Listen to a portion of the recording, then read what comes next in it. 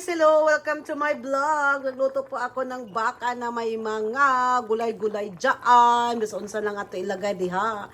Yung sili po ay galing po yan sa garden natin. Yung kamote galing na sa garden guys. Yung mais hindi po galing sa garden. Oo, yan. Yan po yung ulam natin for tonight.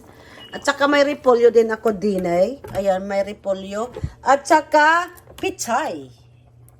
O, daming gulay. Gulay pa more. Gulay is very healthy. O, diba? Kahit ano na lang nilagay ko dyan dahil hindi ko na inano guys kung paano na yan. Basta, yan na yung ulam. Di ba?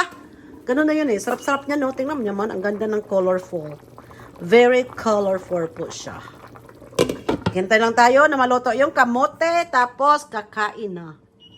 Ito na po guys, ito na po yung niloto natin. Kain na po tayo. Grabe, extra rice talaga. Oh, bahala na si Batman itong rice na to.